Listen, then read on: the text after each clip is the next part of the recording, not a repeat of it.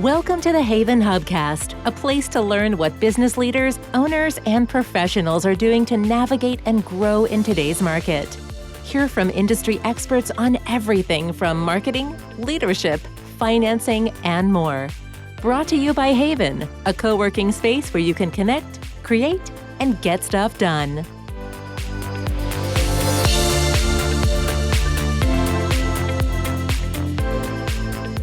Hello, and welcome to another episode of the HAYVN Hubcast. I am your host, Nancy Sheed, and I am smiling, grinning, like from ear to ear to be speaking today with Tori Brown. She is the founder and chef of Breakfast Belle. Welcome, Tori. Hi, thank you for having me, Nancy.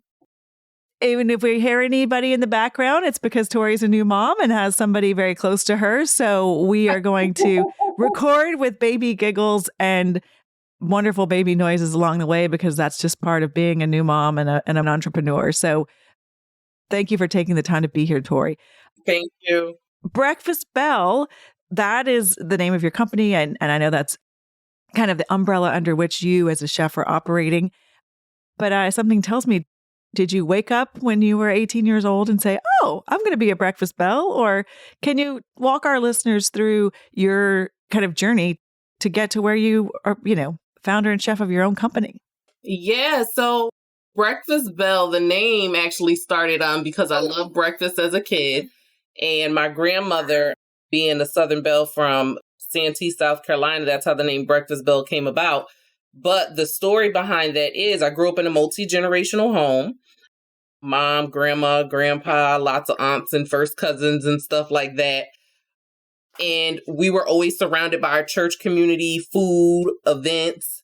So I actually took a career in event planning and fundraising, but I always loved when we would do these big galas, these walk events, golf tournaments, etc. During my event planning career, I always loved the catering aspect of it because I always grew up in the kitchen with my grandma. So I was like, you know what? One day I'm going to try this. And in 2016, I decided to walk into a random restaurant at the time called Mackett. This lady named Teresa owned it. And I said, hey, I didn't want to do my own brick and mortar restaurant. So I'm like, hey, do you mind if we do like a co-share space? I get licensed here. And I started serving breakfast and brunch there. And then later, once the pandemic hit, that's when I had launched my food product. So that's just a quick spiel of how everything evolved. Okay. And I guess we should have started at the top to say Breakfast Belle is you as a brand, but also is now a food product that came out of like the food that you like to serve. But that's a big pivot, Tori, from being the person who's making it to the person who's selling food products. Yes. Can you walk through kind of that, and also then doing it in COVID? First of all, let's just talk about the food products you have are basically, I would say, Southern based, right? So walk us through your top product. Okay, so Breakfast Belle is a catering company. I specialize in Southern style eats and more with the scaling food product line. So the food product line is my Bamma fish fry. It is a seasoned cornmeal breading. It's already seasoned to perfection for you. It's vegan friendly, no MSG. All you have to do is just dip, fry, and enjoy. And then from there, I also launched my Bamma chicken fry, which is a seasoned cornmeal breading as well for poultry. And then I also have my Breakfast Belle hot sauce, which is a sweet and mild hot sauce. It has a little bit of kick at the end, so it's mild. So a lot of people love it because it's not too overwhelmingly hot and it has a nice little sweetness to it.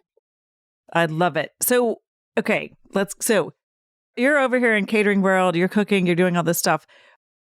Did you suddenly realize like people loved your food so much you needed to just scale? Like, I don't know, was it too much work on you to be the chef?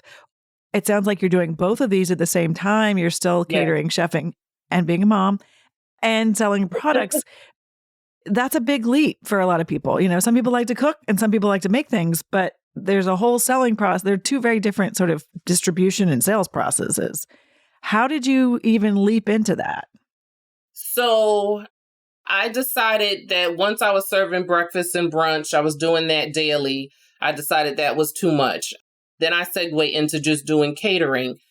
And I really honed in on focusing on corporate catering because, like I said, my old experience being an event manager for other corporations, I knew those budgets were, kind of like a free for all. So I really right. decided to focus on targeting corporate catering. So I did that successfully for a couple of years. And then once the pandemic hit, right before the pandemic, I launched my hot sauce. Nice. And then the pandemic hit. And I'm like, okay, all these corporations are shutting down because nobody can go into the office because of the pandemic. And then that's when I had Segway. One of my mentors from the WBDC said, e-commerce is about to be huge. You need to focus on getting out your next product and maybe targeting some influencers and people to promote your product. So at the time, before this big boom, which you see now of social media influencers and things of that sort, I was sending my product out for free to these people at the time saying, hey, you're looking for content. I'm looking for promo. Let's barter. And now I have over 160 influencers that have promoted my product, including celebrity and vegan influencer, New York Times bestseller, Tabitha Brown. Wow. Okay. Yeah. I'm going to unpack a lot of this because you said a lot of things. Yeah. Most importantly, sharing with us that you were already getting help and support when you mentioned the WBDC. Yes. For those who don't know, that's the Women's Business Development Council. We have a Connecticut chapter, but I believe they're in all states. Yes. So obviously you're not doing this on your own. You're getting some support and some guidance and mentorship there. I don't think all of us knew that e-commerce was coming. So lucky for you. I mean, that's awesome that you were so ahead of the curve on that one. And in terms of the influencers, as you just mentioned, there's a whole industry, right? Like it's a pay to play industry and clicks and media and, matchmaking and services and agencies. Did you find that hard to crack into?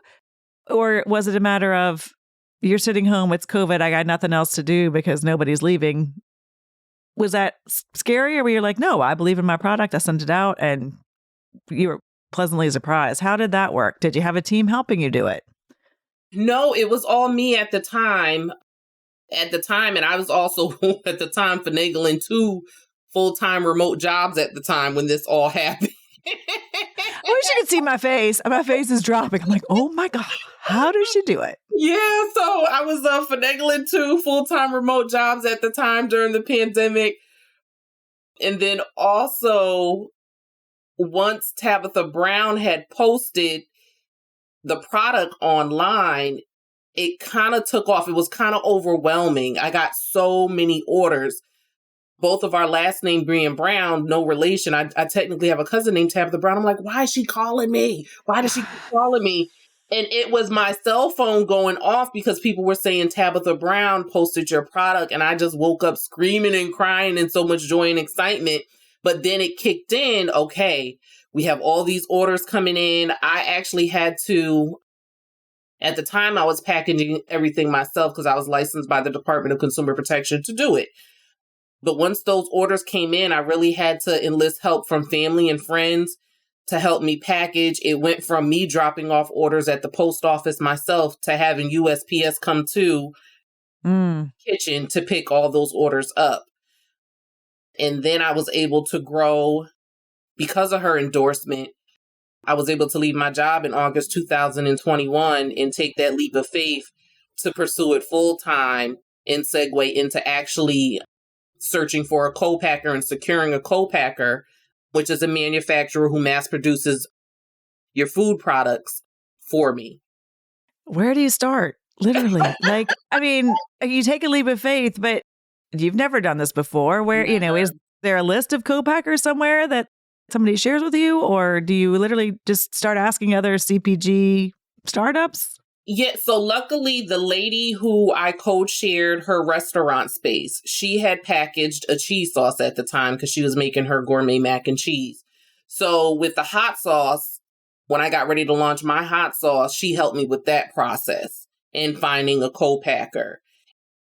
But that co-packer only allowed liquids. They only did liquids. They weren't doing dry foods at the time. So I actually went through Google and was going through these lists of co-packers in Connecticut, even the tri-state area. And I finally stumbled upon one in Connecticut, which is a women-owned one. And I'm like, okay, we're both part of the WBDC. Like, this makes sense. She does liquid and dry foods. And she really helps people on board and helps them along their process with the whole co-packing and figuring it out. Okay. Fascinating that one can Google co-packers. Go women owned, go WBDC.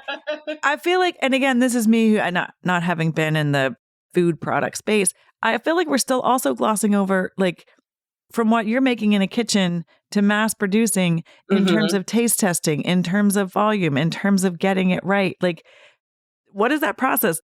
Do you literally say, here's my recipe, and it turns out exactly the same when they're making hundreds of bottles of the sauce? And with the fish fry, like, yeah, what is that leap, and how much is there in terms of product development time? It was a process onboarding because I was already, I want to say, small scale, doing small batches myself for my customers already of my hot sauce and fish fry. Being able to take the single recipe is what you give to the co-packer. And then they have the equipment, the computers and those numbers and apps and stuff to say, okay, now she needs a scale of 1,000 units maybe to start with for a small. And they have a minimum too that they have to meet as well as a co-packer. Right. So they have the information. They take like your individual batch and then they scale it up in their computer system to what it would need to make to mass produce it. So that took the weight off of me in that department.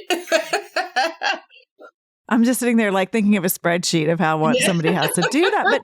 But does it automatically taste exactly right? Or is there still some finagling? I will say it was very, very close. I did have to tweak one ingredient to scale it back just a little bit. But other than that, it's like right on point. It's right on point. Awesome. Yeah. Okay. Yeah. I love that. Sometimes you get people, you've heard these stories of people who start off small. Everybody loves the product. And then when they mass produce, it like gets lost in, and it doesn't taste the same. So I'm very blessed that it does. It's very close to the right on point with my original. Amazing. Recipe. Yes. Okay. And so you now got your packer, you're scaling up. We're coming out of COVID. You've taken the leap. As you and I were talking, you're in a capital intensive startup. So you can't just on batting your eyelashes say, oh, would you like to make me 1,000 bottles of hot sauce? Right? Yep. At this stage, how are you prioritizing as a startup? What's the most important next move in terms of what do you need to do next? Besides sales, how do you prioritize? Are you looking for funding? Are you streamlining your operations? And in the middle of all this, are you still catering? Yeah. So, oh gosh, we could be here all day with that question. Well, I think that's what entrepreneurs in your situation do. Like, you're putting out fires every day. How do you stay focused on what's the most strategic next move? Yeah, in pivoting, I'm a learner. And so I always said I'm always willing to learn. I joined a lot of accelerator programs like Reset, for example. I have some SCORE mentors. So I'm always learning and trying to learn from those who have already been on the path before me. So, and I've always been a one-woman show. And I will admit I had to get out of my own way to feel like, okay, Tori, you don't know it all. You have to enlist help. So I got out of my own way and I took on a part-time admin who also had shipping experience. So instead of me sitting in the office shipping out these packages, spending all this time where I could be focusing on making sales and things of that sort, she really helped in that department. So shout out to Tara Hernandez. And she Tara. And she also helps with my vending and expos and things of that sort when needed.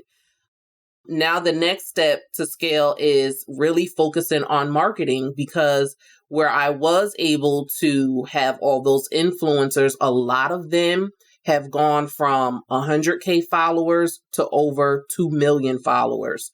So now they're in the part where they're getting these big brand deal sponsorships and they can't necessarily promote the product as much. So now I have to focus on, I've always used my own products, I want to say, with social media and making videos and things of that, but I'm really scaling it up this time. As to where I'm trying to go next, I have been in talks with some distributors, as I want to say, to focus on getting into wholesale and retail, getting into restaurants and stores and things of that sort.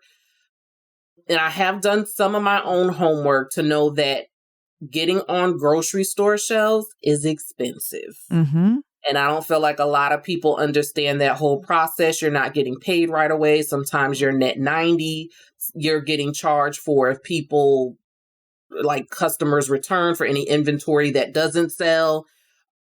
So while getting into the grocery stores is nice and a goal for me, I'm not in a rush because I want to make sure I don't want to go bankrupt or anything like that, trying to pursue something where I may not fully be ready or have the capital. So my next thing is to also look for more funding. I have received a few grants, winning pitch competitions like I did at the HAYVN Hatch, one at their last session.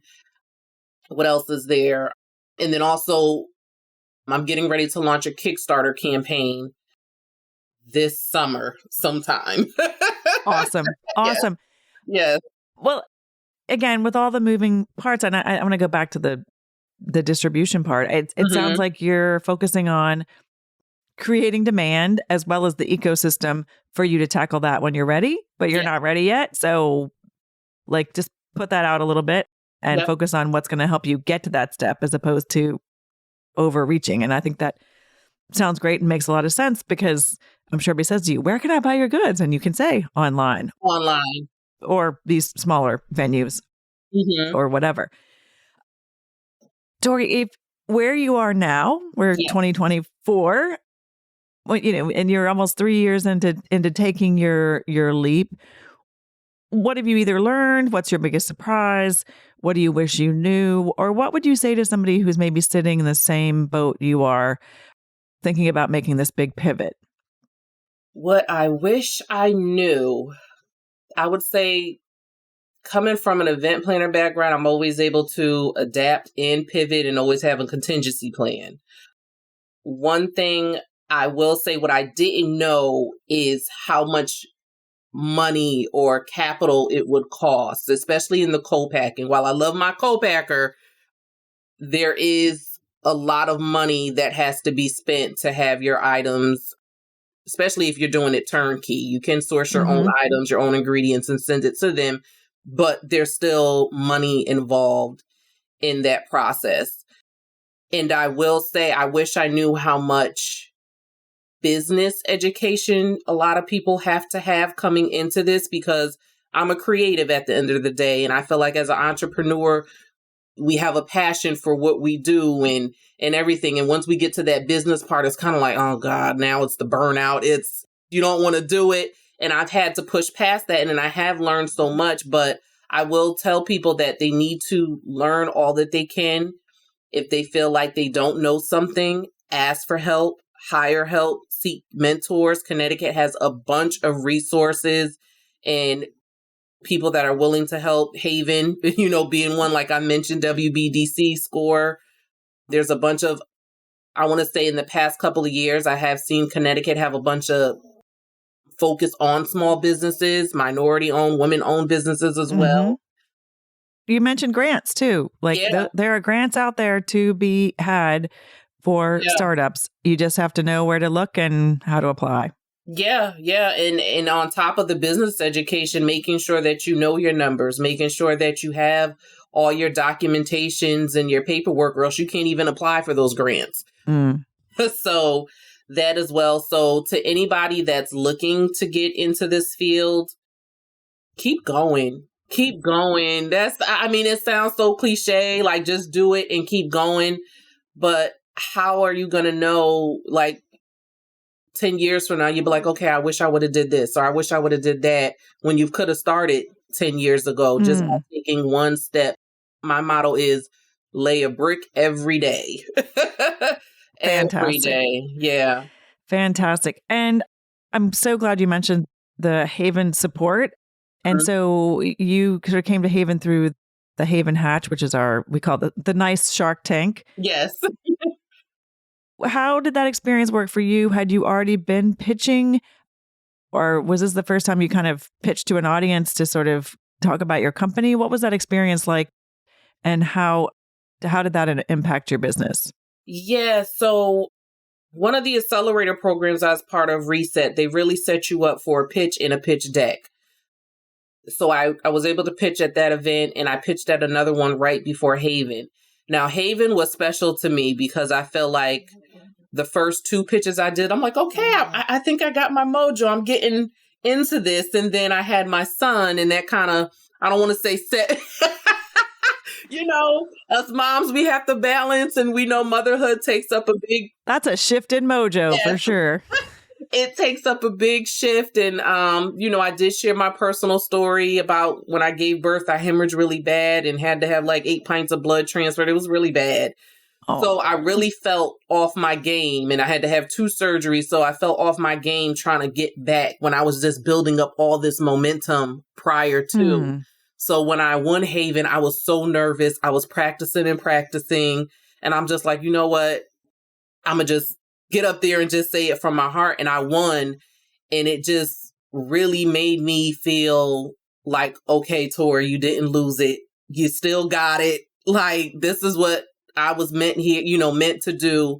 And it just really shifted my confidence, or renewed my confidence again in my business and what I love to do. Oh, I love that piece.